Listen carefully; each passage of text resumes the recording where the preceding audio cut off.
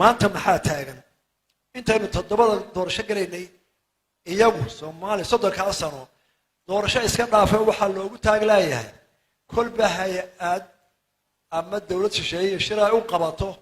oo lagu soo magacaabo dad fara ku tirsan dhowr boqol inay madaxweyne baarlamaan doortaan ayaa loogu taaglayahay oo arkaysan waxa ka dhacaya waana systemka ma dadku ma xumaa systemka ay qaateen baa qaldan aynu ka baydnay oo maanta arkaysaan halkay marayaan waxaynu ku kala duwanahay inagu Soomaaliya haddaynu nahay marnaba colaad iyo faragelin iyo dagaal ay ku qaadamayaan qaad iyagu ha ugu daraataa maanta joogta xamare waad ogeydeen markii berbera aynu la heshiinay qolada carabta inay horumariyaan waxay nagu yiraahdeen baarlamaanka xamaro ogolaado ma lama iman karo dawladda imaaraadkana ilaa United Nations ka dacweeyeen oo ay dalkayga farageliyeen oo goboladayadii bay naga soo farageliyeen waxay soo taageen inay yiraahdaan sanduuqii loo furay dhaqaalaha Somaliland ee lagu heshiiyay shirkii London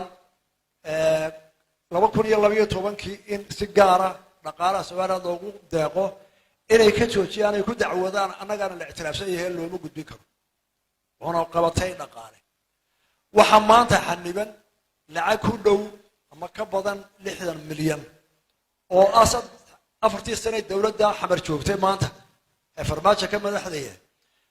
banka adduunku uu u qoondeeyay Somaliland oo iyagu soo qaadeen oo yiraahdo anaga u geynina oo aanu ku niri anaga qolada waxba naga dhaxeeyaan lacagna noo soo mari karto oo aanay celinin ee wali meeshooda ku hayaan haddana waa u sheegaynaa banka adduunka iyo hay'adaha United Nations ka jibcada waraxaya iyo dawladaha kale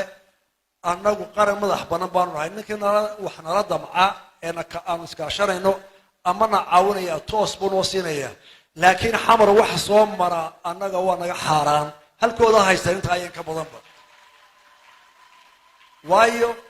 gobonnimadooda kuma doorsanina lacag nalagu gacan maroojin maayo dhaqaala la diiday si cad baan u sheegaynaa annagana ka adkaysanayna si aanu hore ugu marayno dalkayaga markaan soo koobo xamar waxay leedahay waxaanu u dabaaldegaynaa gobolladii waqooyi xorriyadooda anuu meel ka dhaca ka weyn iyo gardarro intaa ka badan garan maayo in xamar ay tiraahdo annagaa xukunno oo Somaliland waa gobolladii waqooyiga oo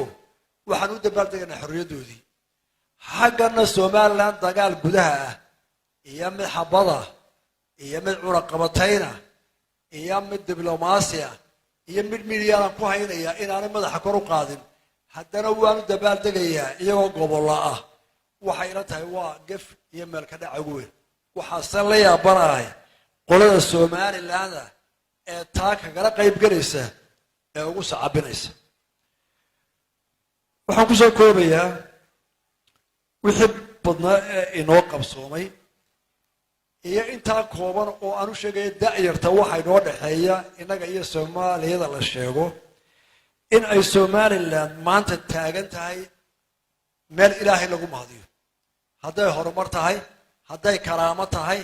hadday ixtiraam caalamka tahay hadday gudaha nabadeeda tahay hadday doorashooyinka tahay waana nimco Ilaahay ina siiyay waxaana kooma hadaare oo arinta aan ugu mahadnaqaynaa